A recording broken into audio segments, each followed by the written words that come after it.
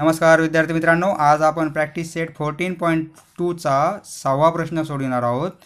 A loan of ₹15,000 was taken on compound interest. 15,000 loan घेतलेले आहे compound इंटरेस्टने, simple इंटरेस्टने नाही, compound इंटरेस्टने घेतलेले आहे, म्हणजे व्याजावर व्याज लागते.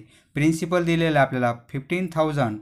If the rate of compound interest, त्या कंपाऊंड इंटरेस्टचा रेट दिलेला आहे, म्हणजे आरची व्हॅल्यू दिलेली आहे 12 PCPA. Find the amount to settle the loan after 3 years. After 3 years म्हणजे एन ड्युरेशन दिलेले, एनची value 3 years. Find the amount म्हणजे अमाऊंट काढायची आपल्याला. ते लोन 3 वर्षानंतर क्लिअर होण्यासाठी पूर्ण एक रकमी आपल्याला किती पैसे द्यावे लागतील ते काढायचे. सोडूया. हा प्रश्न जशाच तसा आपण ब्लँक पेजेसवर लिहून घेतलेला आहे. दिलेली माहिती आज काय आहे आपण ती प्रथम लिहून घेऊ. Answer, given data, given data काय दिलेले आहे. लोन ऑफ ₹15,000 म्हणजे प्रिन्सिपल दिलेले आहे. Principal P equal to ₹15,000. Compound interest, if the rate of compound interest म्हणजे रेट दिलेला आहे. Rate R equal to 12 PCPA % per annual. Find the amount to settle loan after 3 years. Amount किती आहे ते काढायचे आपल्याला. ड्युरेशन दिलेले, ड्युरेशन त्याला आपण एनने इंडिकेट करतो. ती व्हॅल्यू दिली आपल्याला 3 इयर्स.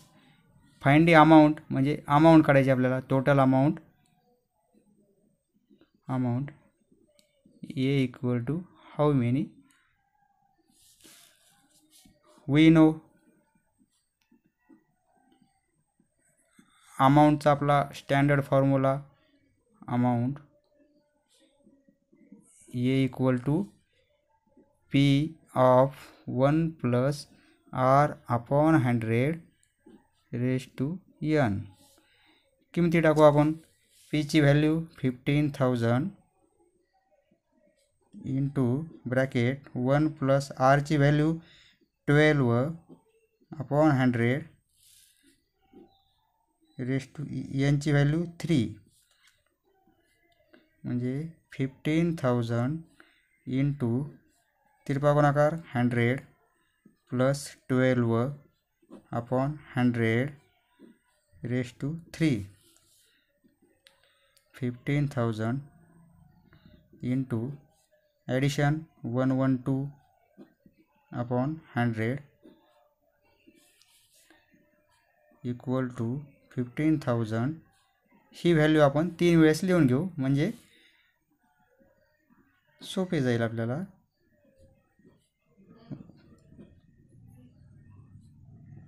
पॉवर 3 असल्यामुळं आपण हीच व्हॅल्यू 3 वेळेस मल्टिप्लायमध्ये लिहिलेली आहे.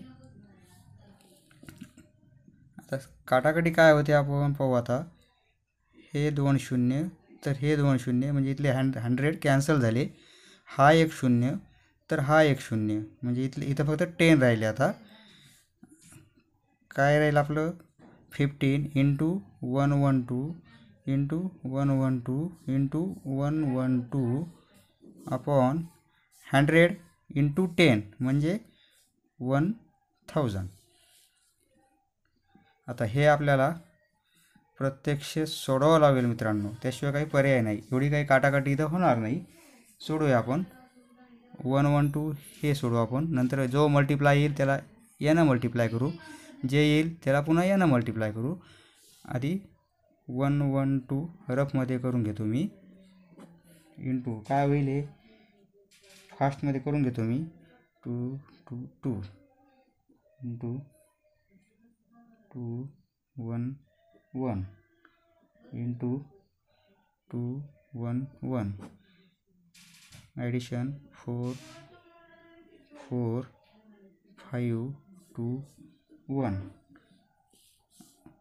पुन्हा हे इंटू 112. अजून 112 केलं आपण तर 88,025 अजून 1 न मल्टिप्लाय करू 4 4 5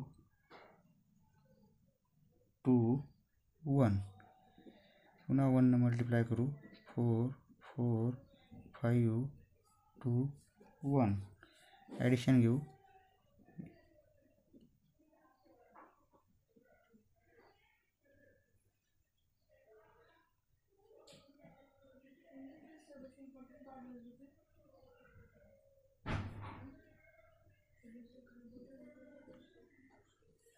ओके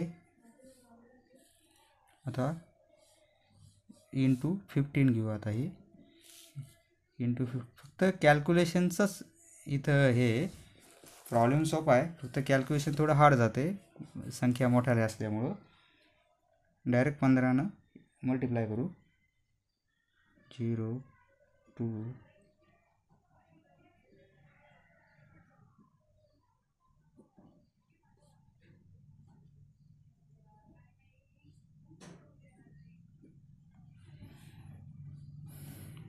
आन्सर काय आलं आपलं 21073920 एवढं मोठं आन्सर आलेलं आहे आणि upon 100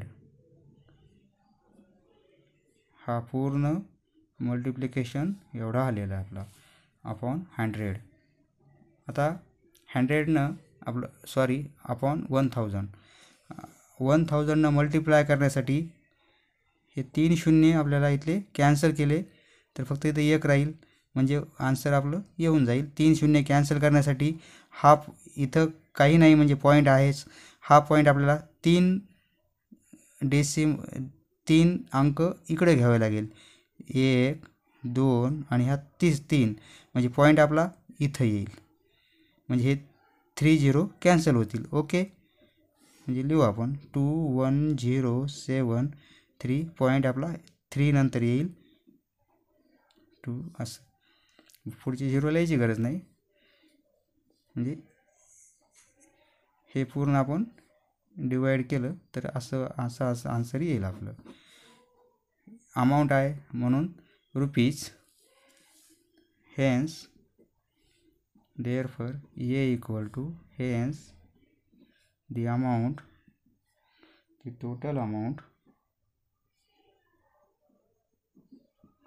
to be paid rupees 21,073.92 after 3 years